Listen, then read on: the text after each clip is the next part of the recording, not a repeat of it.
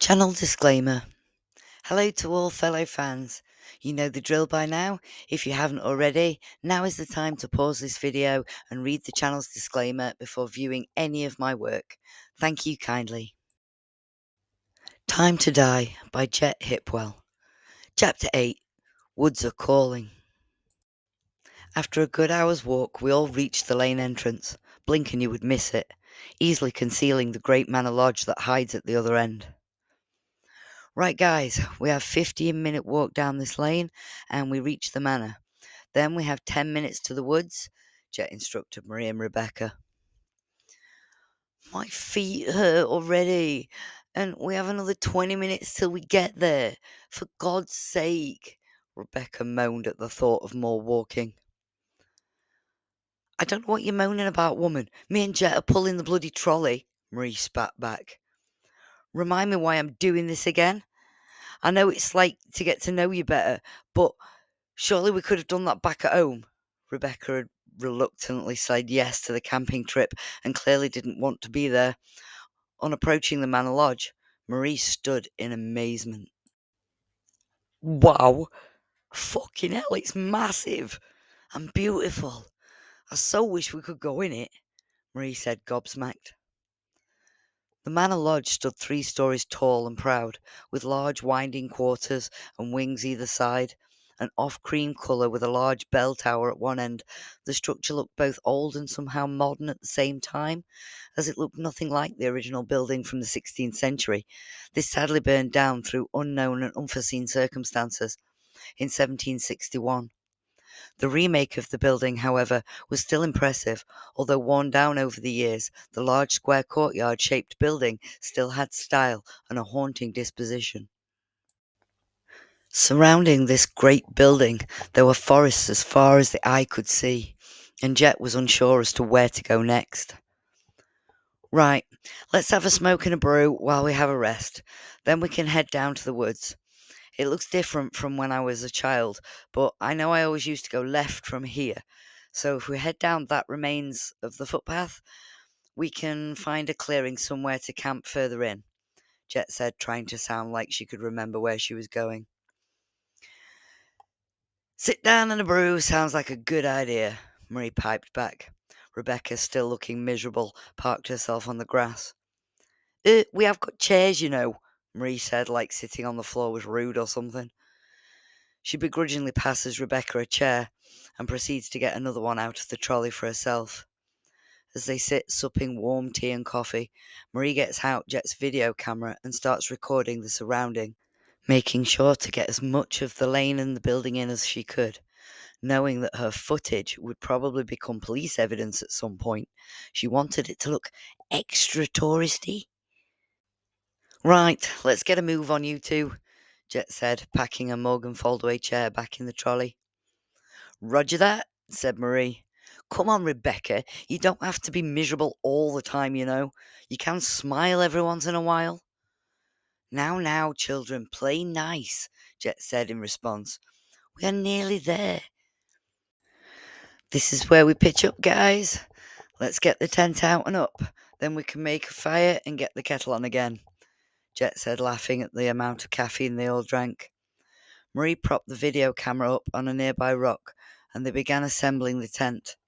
It was a fairly easy job between the 3, and was soon standing proud, and not a single argument between them. Awesome, Jet said. Right, Marie, you can go grab us a load of firewood. Rebecca and I can sort the camp and get the kettle on. Again. Yes, boss, Marie replied with a salute as she showed Rebecca how to use the camping stove and to get the tea prepared. She began unloading the chairs, sleeping bags, blow-up beds and other luxury camping gear. The loud whirring sound of the pump could probably be heard for miles, although surrounded by trees and bushes, it would somewhat dampen the sound. Now that's timing, Marie said as she came back with arms full of branches and bits of woodland debris. Steam begins to rise from the kettle. Nice one, Rebecca. 2 sugars for me and 1 sweetener for Jet. Don't go giving her the wrong one, mind, she said, laughing. Jet laughing too at the sly diabetes dig. Jet then hammered a stick into the ground a few feet away from the tent on the surrounding edge of the camp. "What's that for?" Marie asked curiously. "I'm going to put the camping loo straight ahead from this pole in the bushes or behind a tree. That way, in the night, you only have to look for the stick to know where the toilet is." "Ah, I see. I like that idea. Can we have a few more on the way so we can follow the sticks back?" Marie said, laughing. Jet laughs along. "Sure thing, you wimp. Scared you will make a wrong turn and the ghosties will get you." They all laugh. "I'm bored. I'm going to go for a walk to stretch my legs for a while. At least while it's still light-ish with moonlight, I suppose," Rebecca said with a high tone of annoyance. "Okay, hon, but don't go far. It's so easy to get lost out here," Marie said, although secretly thinking that that's the perfect opportunity to get things rolling. "So, when she comes back, the next brew duty is mine. I will slip Rebecca the sleeping pills, then we go ghost hunting. Wherever she drops, we find the nearest tree, and you tie her to it. Then, while she sleeps, we can set up the rest of the stuff." Marie sounded excited about this and trying hard to withhold the squeak from her voice. "The pills are slow acting. They're just antihistamines. We should have a good 2 hours to ghost hunt before she drops. So make sure you have both camera batteries in the bag. My bag is already full of rope, tape and flasks and stuff, so make sure you have them." "I have, don't worry. We're doing this, and it's going to be fun." With this said, Marie started to unfold the sleeping bags and blankets, making the tent like a proper home. The tent was now set up with a small table surrounded by 3 camping chairs in the centre, and outside a little tea cooking station. A circle of stones had been prepared with sticks and lighter blocks, all ready to go, as Rebecca could be seen returning back in the dusk. "Did you enjoy your walk?" Marie said as Jet begins to light the fire. "You fancy a brew after your walk?" Marie asked, even though she was already heading for the kettle. "Sure thing," Rebecca replied. She had barely said a word the whole journey so far, and was refusing to act civil or even try and enjoy the experience. She deserves to die. Jet and Marie were thinking the same thing, as a sly look at each other was all that was needed.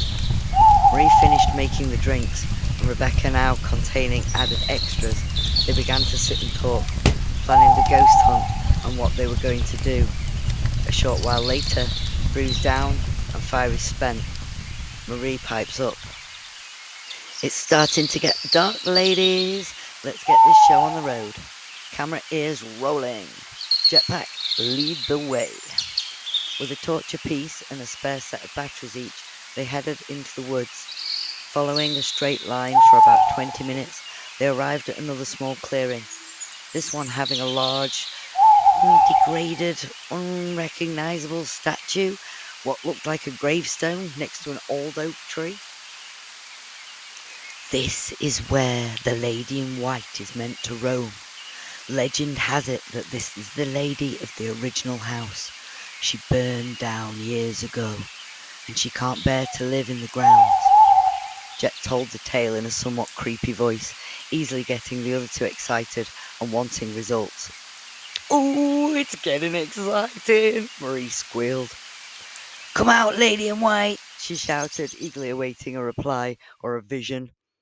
The woods was silent, and then a small rustle came from the edge of the clearing. All torches shot in that direction. There was nothing. Again Marie shouted, come out, wherever you are, whoever you are, we want to see you." On cue, another rustle from the bushes, this time on the other side of the clearing. All torches spun in unison, hearts beating, eager to see this mysterious being. It was then they all clapped eyes on the elusive ghost. It was a small white bunny rabbit bobbing around in the bush. "Oh, for fuck's sake, this is ridiculous. Can we not just go home?" Rebecca asked. "I'm getting tired and I just want to sit down, for God's sake." "Sit here against this tree for a while," Marie said, knowing the plan was falling into place. "You sit here and chill, roll some smokes, and we'll stay here a while and then we can go back to camp. Cool? Marie and Jet continued calling out the dead, spinning round in the moonlight and shining torches at every sight and sound. Group hysteria was building. After about half an hour, Marie noticed the cigarette dropped from Rebecca's hand. She was out cold. You got the rope, Jet? Marie asked. Cameras off. I sure have. She produced a large, thin rope-like cord from her rucksack and quickly tied it around Rebecca's body, then securely around the tree. Right, I will spray the pentagram and the symbols on the floor. You go grab the longest branches you can, so we can make a large pentagram for the tree. I don't really fancy defiling a nice old tree. We're committing murder here, dude, and you won't deface a tree, Marie said, laughing. Okay, I'm on it. Large branches coming up, she said, chuckling to herself as she walked away. Jet took out a can of pure white spray paint, and in the torch and moonlight did her best at spraying a huge pentagram out on the floor, surrounded by several large alchemical symbols. She then took out a large tub of table salt and retracted her steps around the outline, coating it in a large line of white, sparkly-looking dust in the moonlight. This is just too perfect, she thought to herself, as Marie returned back with as many long, twisted branches as she could carry. I'm not gonna lie, dude, that was fucking hard in the dark. I tripped over twice, she said angrily. That pentagram looks mint, by the way, quickly changing the subject. What do the symbols mean? She asked inquisitively. They're all alchemy symbols, but not for one particular thing. So basically, if anyone looks them up, they're all from different elements of witchcraft from different times, but none of them connect. Some are from curses, some are from healing spells, some are from love spells. It will send anyone who tries to research it a complete headache. Nice one.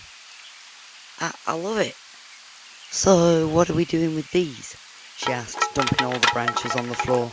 They're pretty heavy, she said, laughing.